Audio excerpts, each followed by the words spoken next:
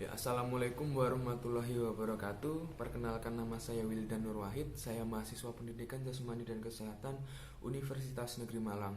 Nah, kali ini saya akan menjelaskan tentang teori dan konsep dalam bermain. Yang pertama ada karakteristiknya.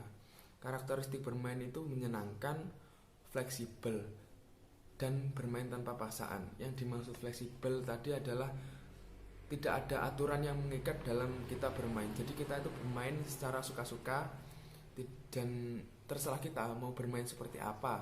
Nah, yang selanjutnya ada bermain tanpa paksaan. Semisal seorang anak memainkan origami, bermain origami, itu suka-suka dia mau membuat bentuk apa dengan cara bagaimana itu terserah dia, karena tidak ada paksaan. Yang selanjutnya ada perbedaan bermain dan bekerja. Kalau bermain tadi kan menyenangkan, sifatnya fleksibel dan tanpa paksaan.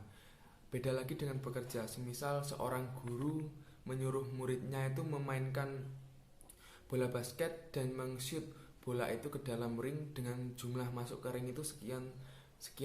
Nah, itu termasuk konsep bekerja. Yang selanjutnya itu bermain mempunyai energi lebih. Semisal anak-anak zaman dulu itu setelah pulang sekolah itu biasanya tidak langsung pulang ke rumah. Biasanya itu bermain ke rumah temannya atau bermain sesuatu di lingkungan sekolah atau di luar sekolah. Nah, itu menunjukkan bahwa bermain itu juga dapat menimbulkan energi lebih. Yang selanjutnya bermain untuk mempelajari keterampilan sosial.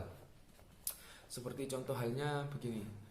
Seseorang atau seorang anak tersebut belum mengetahui macam-macam permainan yang ada di lingkungan sosial tersebut. Kemudian ada temannya mengajak anak tersebut bermain bentengan. Nah, secara tidak sengaja pasti anak tersebut akan bisa melakukan permainan bentengan tersebut, mengetahui aturannya dan bagaimana caranya. Nah, itu termasuk bermain untuk mempelajari keterampilan sosial. Yang selanjutnya ada bermain itu untuk aktif bergerak dan berpikir. Contohnya saja dalam permainan bentengan tadi. Dalam bentengan tadi anak itu diwajibkan untuk aktif bergerak. Kalau tidak aktif bergerak, pasti akan terkena oleh musuhnya dan akan mengalami kekalahan. Dan kemudian berpikir.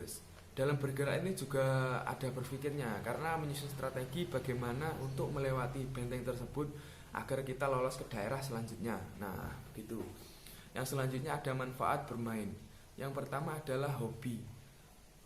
Bermain ini juga untuk menentukan hobi seseorang. Semisal seseorang anak yang suka bermain sepak bola, nah itu juga termasuk menentukan hobi, bahwa anak tersebut hobinya itu bermain sepak bola. Yang selanjutnya ada pengembangan diri.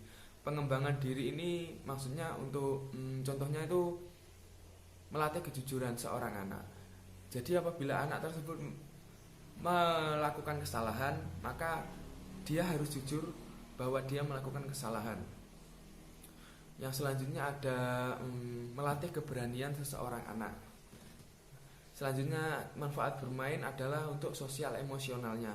Maksudnya sosial emosional ini contohnya kita tidak boleh egois dalam melakukan permainan tersebut. Misalnya bermain sepak bola. Sepak bola kan termasuk permainan tim. Jadi kita tidak boleh egois pada saat melakukan permainan tersebut. Semisal kita mendapatkan bola dan kita itu berambisi untuk menggiring bola itu sendiri dan memasukkan bola tersebut ke gawang lawan. Nah, itu tidak boleh. Jadi bermain ini juga melatih sosial emosionalnya. Yang selanjutnya itu ada melatih manfaatnya itu kognitif atau pengambilan keputusan. Maksudnya pengambilan keputusan ini contohnya dalam bermain sepak bola tadi ya.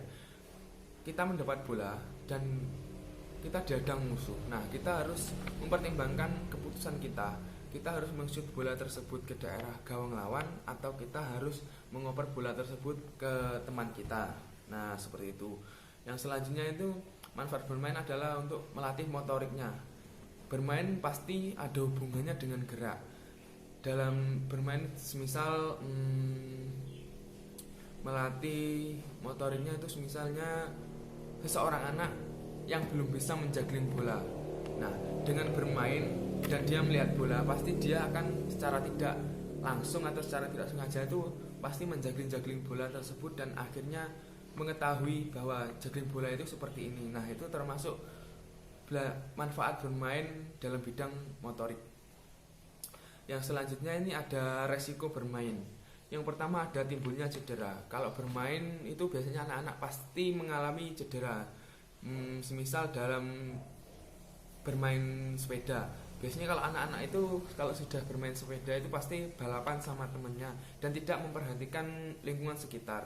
Nah, kalau seperti itu biasanya dia itu akan jatuh dan mengalami cedera. Biasanya cederanya itu di bagian lutut atau di bagian lengan. Yang selanjutnya ada keracunan. Contohnya keracunan ini seorang anak melakukan permainan menggambar dengan krayon dan dia itu pasti tidak sengaja itu pasti menggigit krayonnya. Nah, krayon itu kan mengandung zat kimia yang kurang baik, yang tidak baik bagi tubuh. Nah, itu bisa menyebabkan keracunan. Yang selanjutnya ada kelelahan.